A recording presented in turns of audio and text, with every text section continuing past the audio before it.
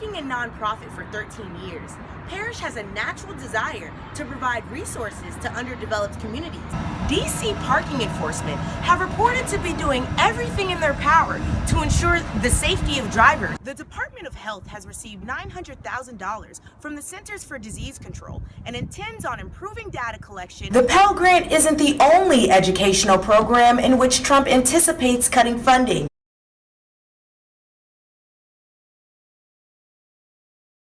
The mission of Girls Inc. is to inspire all girls to be strong, smart, and bold.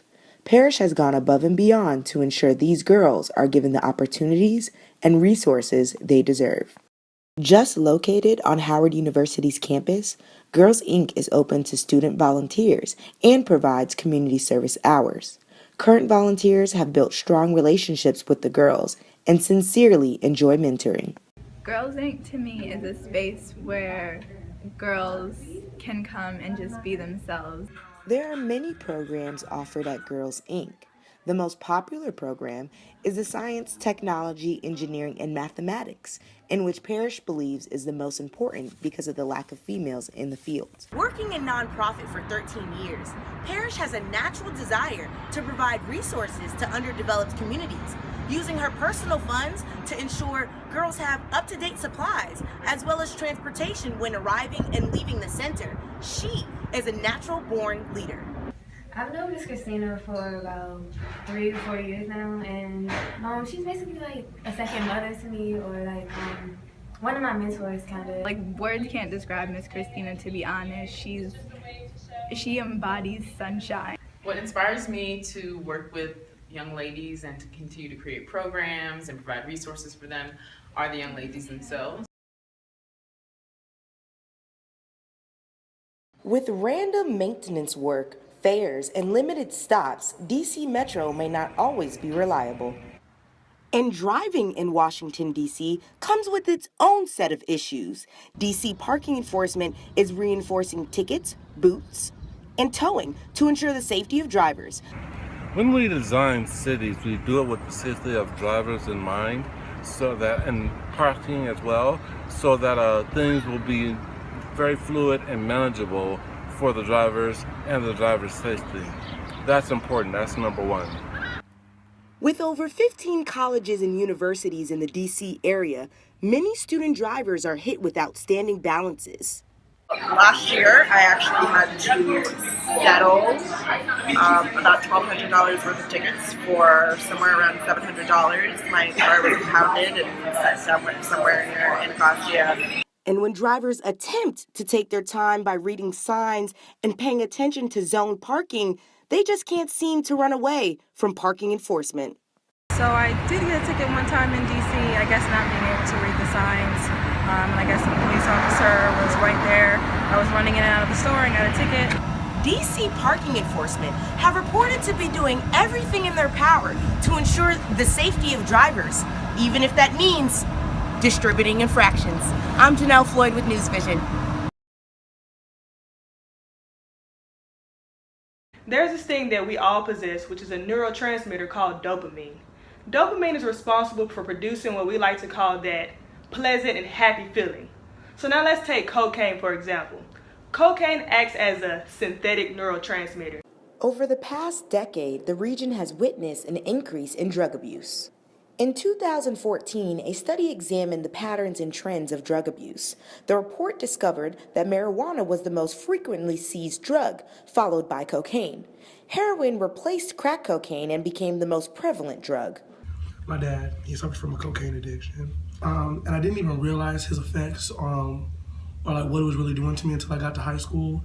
But that caused me to run, literally sprint to alcohol as a coping mechanism. But even then, my father passed away in March of 2015 from a drug overdose. The effects of drug abuse can be long-term and even fatal. More deaths, illnesses, and disability stem from substance abuse than any other preventable health condition. According to Gateway Foundation, the impact of drug abuse affects almost every organ in the human body. The Department of Health has received $900,000 from the Centers for Disease Control and intends on improving data collection and analysis around opiate misuse, abuse, and overdose. The department will develop a strategy to create comprehensive opiate overdose prevention programs. For News Vision, I'm Janelle Floyd.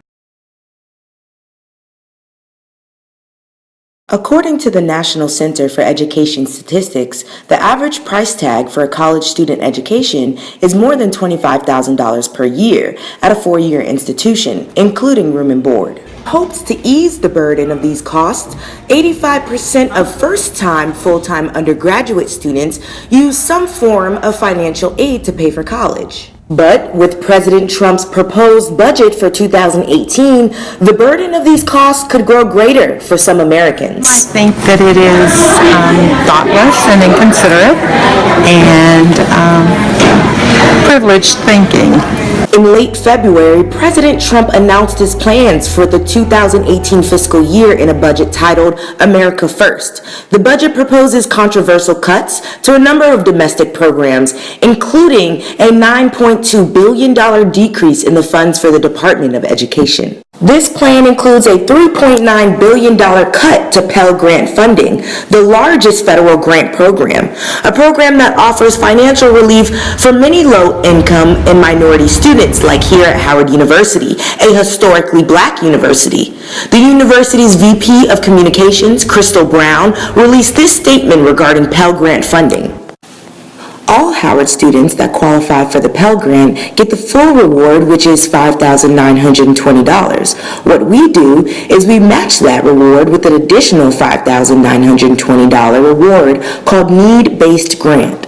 One student is Kimberly Campbell, a university freshman who says without the Pell Grant, she wouldn't be able to afford college. So if it wasn't for Pell Grant, I essentially would have to take out a loan that I know I wouldn't be able to pay for straight out of college and that my parents can't pay for with the jobs that they currently have.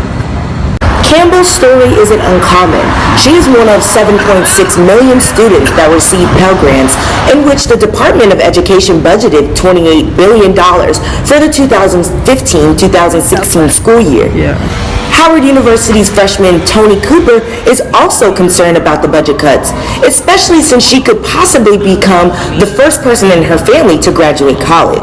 Honestly, it's really unfortunate that we have to experience this because we already face obstacles trying to get to college in the first place and being with money. So Trinity College awarded over $5 million in Pell Grants in 2014, many of them low-income students, including Sarah Morton. I feel like Donald Trump taking away Pell Grants is a bit ridiculous. A lot of students at Trinity, including myself, rely on Pell Grants, and I just don't see how this is going to be good for the future. Low-income students enroll in college at a rate much lower than those from families in higher income brackets.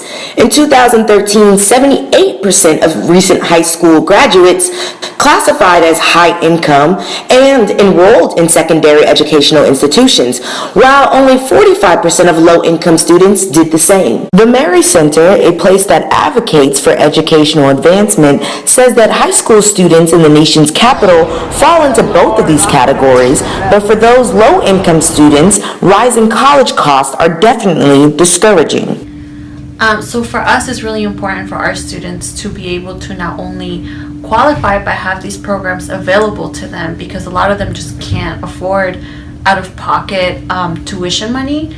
For a lot of these kids, they have to juggle with the idea of going to different institutions. It really depends on how much money they're able to obtain. Reaction as profound disappointment, because the narrative, as sketchy as it was all of a whopping 2 pages, described a scenario that would actually be devastating in college. So the extremism of the plan, as disappointing as it is to see it come from the President of the United States, is also arguably happy news, because nobody in Congress that I can think of would take it seriously. The Pell Grant isn't the only educational program in which Trump anticipates cutting funding.